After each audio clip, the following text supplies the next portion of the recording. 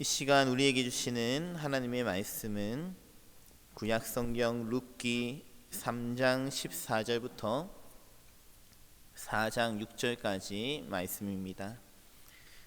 룻기 3장 14절부터 4장 6절까지 말씀, 제가 가진 성경은 구약성경 406페이지에 있습니다.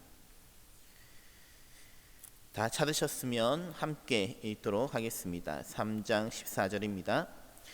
룻이 새벽까지 그의 발치에 누웠다가 사람이 서로 알아보기 어려울 때에 일어났으니 보아스가 말하기를 여인이 타작마당에 들어온 것을 사람이 알지 못하여야 할 것이라 하였음이라.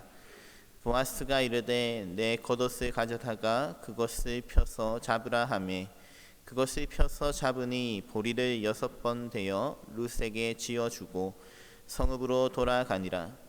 룻이 시어머니에게 가니 그가 이르되 내 딸아 어떻게 되었느냐 하니 룻이 그 사람이 자기에게 행한 것을 다 알리고 이르되 그가 내게 이 보리를 6번 대어 주며 이르기를 빈손으로 내 시어머니에게 가지 말라 하더이다 하니라. 이에 시어머니가 이르되 내 딸아 이 사건이 어떻게 될지 알기까지 앉아 있으라. 그 사람이 오늘 이 일을 성취하기 전에는 쉬지 아니하리라 하니라. 보아스가 성문으로 올라가서 거기 앉아 있더니 마침 보아스가 말하던 기업 물을 자가 지나가는지라. 보아스가 그에게 이르되 아무개여 이리로 와서 앉으라 하니 그가 와서 앉음에 보아스가 그 성읍 장로 10명을 청하여 이르되 당신들은 여기 앉으라 하니 그들이 앉음에 보아스가 그 기업 물을 자에게 이르되 모압 지방에서 돌아온 나오미가 우리 형제 엘리멜렉의 소유지를 팔려 함으로 내가 여기 앉은 이들과 내 백성의 장로들 앞에서 그것을 사라고 내게 말하여 알게 하려 하였노라. 만일 내가 물으려면 물으려니와 만일 내가 물으지 아니하려거든 내게 고하여 알게 하라. 내 다음은 나요 그 외에는 물을 자가 없느니라 하니 그가 이르되 내가 물으리라 하는지라. 보아스가 이르되 내가 나오미의 손에서 그 밭을 사는 날에 곧 죽은 자의 아내 모압 여인 룻에게서 사서 그 죽은 자의 기업을 그의 이름으로 세워야 할지니라 하니 그 기업 물을 자가 이르되 나는 내 기업에 손해가 있을까 하여 나를 위하여 물으지 못하노니 내가 물을 것을 내가 물으라. 나는 물으지 못하겠노라 하는지라. 아멘. 저는 오늘 여러분들과 함께 사랑이 열매 맺기까지 라는 제목으로 계속해서 룻기의 말씀을 나누고자 합니다. 앞서 룻기 1장 21절을 보시면 룻과 함께 모압에서 베들레헴으로 돌아오는 나오미가 자신의 인생을 두고 내가 풍족하여 나갔더니 여호와께서 내게 비어 돌아오게 하셨느니라고 합니다. 그야말로 텅 비어버린 채 아무것도 없이 베들레헴으로 돌아왔습니다. 하지만 그렇다고 해서 나오미에게 정말 아무런 재산이 없는가?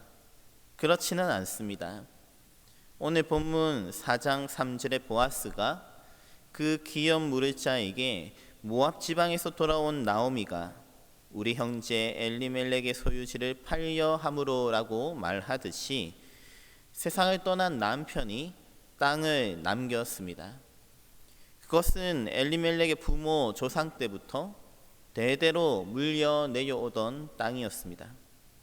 하지만 아무리 땅이 있다고 하더라도 거기서 무언가 부가가치를 창출할 만한 생산 능력이 없다면 아무런 소용이 없습니다.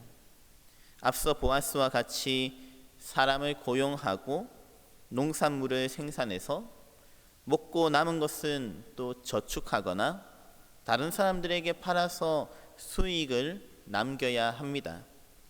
그런 방식으로 조금씩 부를 쌓고 계속해서 투자하면서 가정 살림을 채워 나가는 것이죠. 예나 지금이나 사람 사는 모습은 다 비슷합니다. 하지만 그것이 말처럼 그렇게 쉽지는 않죠. 룻기 1장 1절과 같이 흉년이라도 들면 어쩔 수 없이 손해를 보아야 할 때도 있습니다. 힘겨운 시간을 잘 견뎌내야 합니다. 아마도 보아스는 그와 같이 버티면서 지금처럼 다시 일꾼을 고용하고 풍족한 수확을 거두어 드렸을 것입니다. 하지만 나오미의 집은 그렇지 않았습니다. 모압으로 떠난 사이에 남편 엘리멜렉과 두 아들까지 농사를 지으며 일할 수 있는 남자들이 모두 사라졌습니다. 그렇다고 수중에 사람을 고용할 만한 자금이 있는 것도 아니었습니다. 그러므로 땅이 있어도 그저 남의 밭에서 이삭을 주우며 간신히 먹을 것을 해결하는 정도로 살아야 했습니다. 그리고 만약 그것도 안 된다면 그 땅을 친족에게 팔아서 그 마련한 자금으로 다른 비즈니스를 하거나 조금씩 써가면서 버티는 수밖에 없었던 것이죠. 그것이 바로 나오미와 룻이 처한 현실이었습니다. 하지만 그래도 이 시어머니와 며느리 가족이 대단한 것은 베들레헴에 돌아와서 이 땅을 곧바로 팔지 않고 다른 사람 밭에서 이삭을 주우면서 버텼다는 것입니다. 그 땅을 포기하지 않았습니다. 당장 도움은 되지 않지만, 도움이 되는 땅이 아니지만 이 땅을 포기하지 않는 것입니다.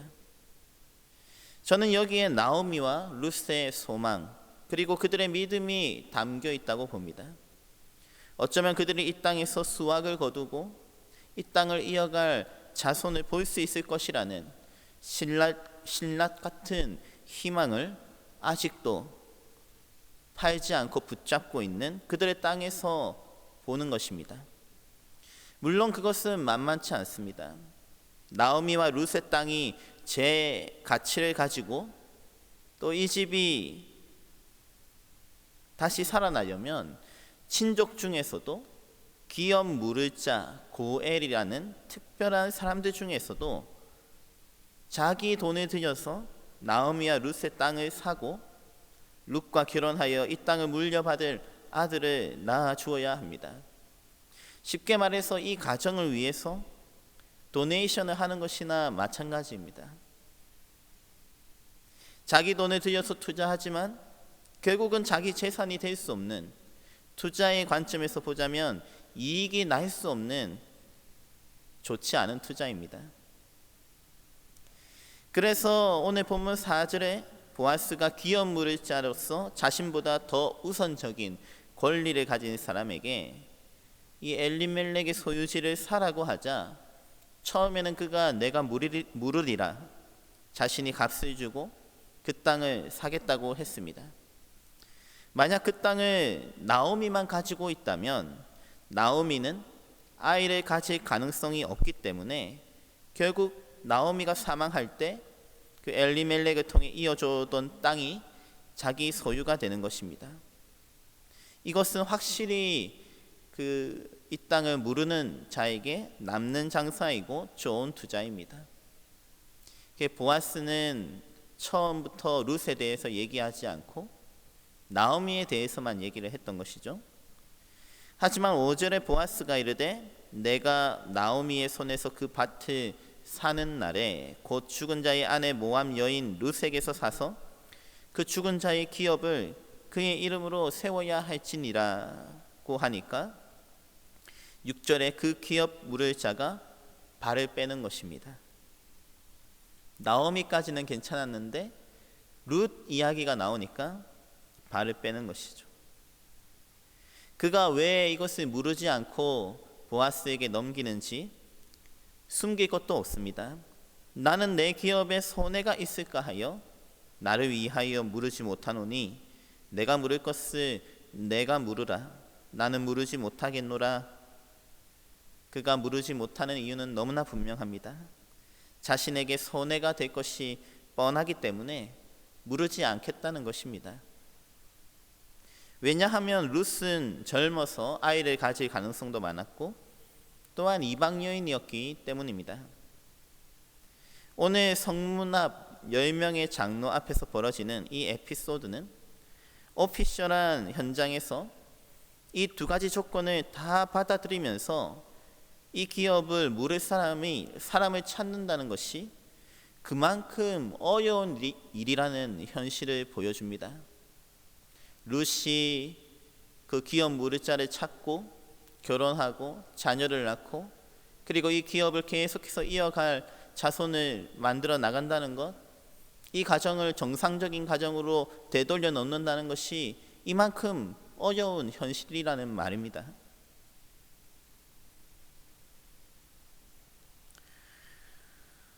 따라서 이 에피소드는 룻과 결혼하고 기업 무르자로서의 그 권리와 의무를 다하려는 보아스의 마음이 얼마나 대단한 것인지 보여줍니다.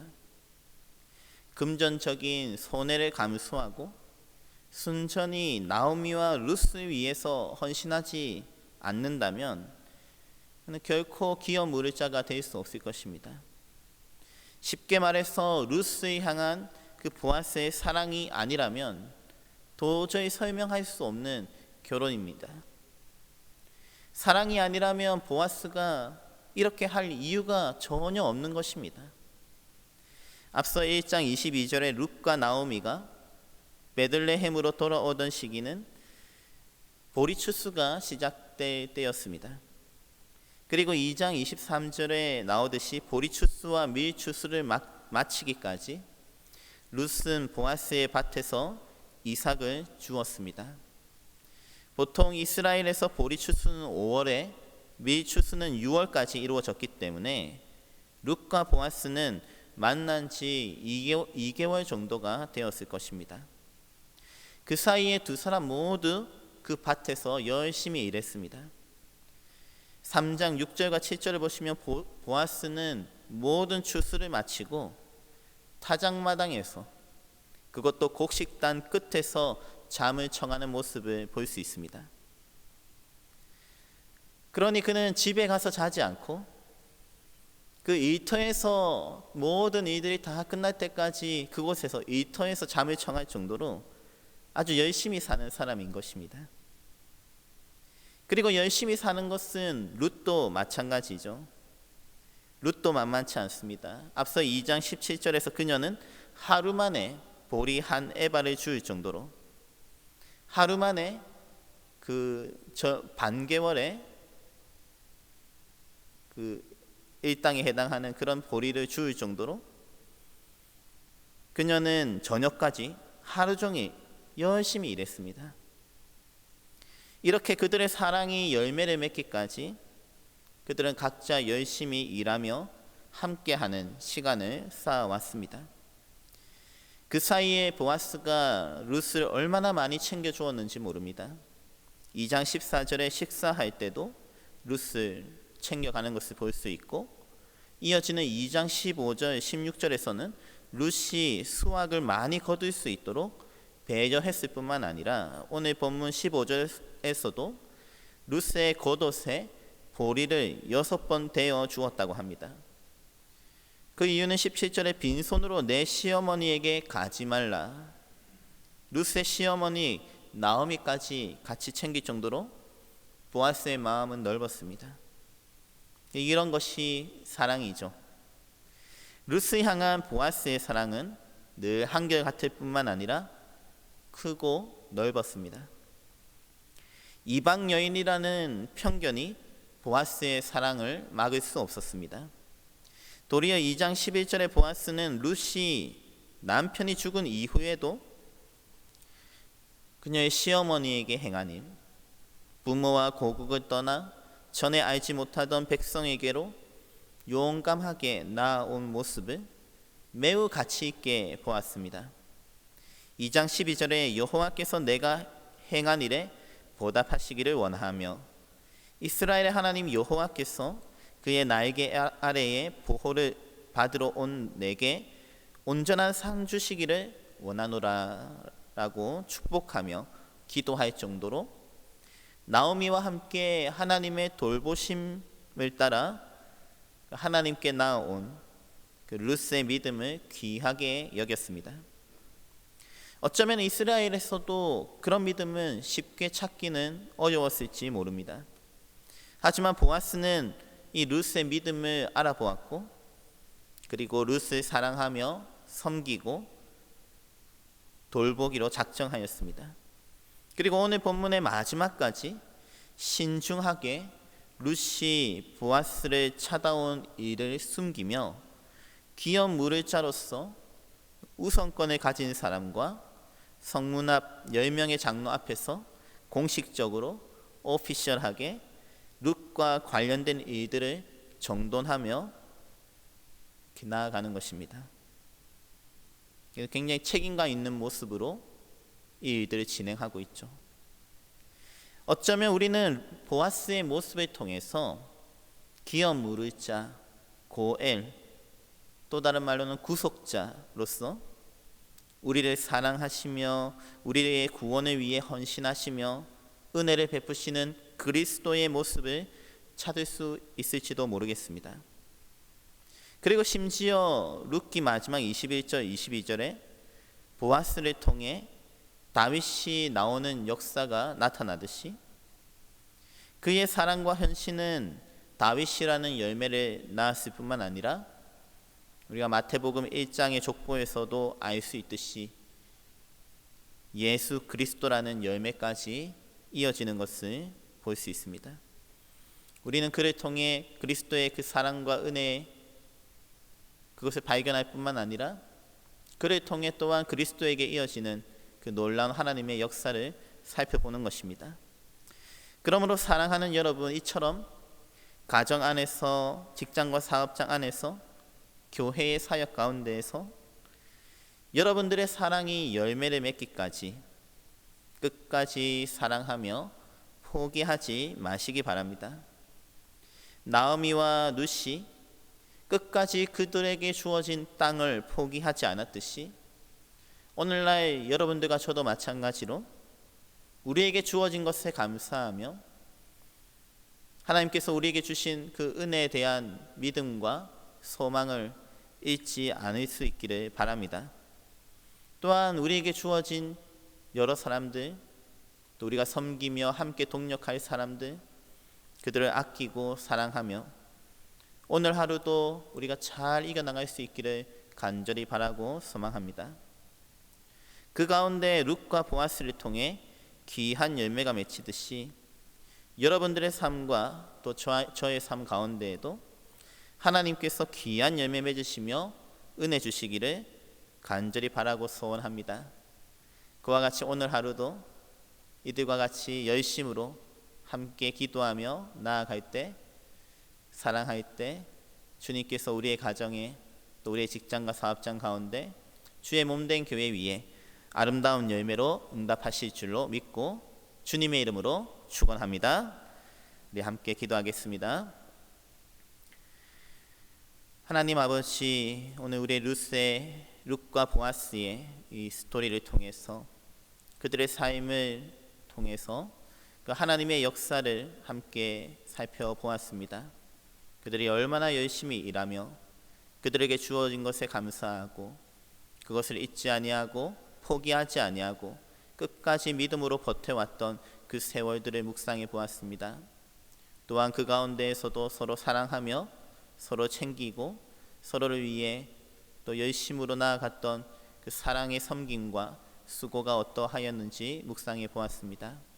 오늘날 우리의 삶 가운데도 이와 같은 그런 은혜가 있기를 소망합니다.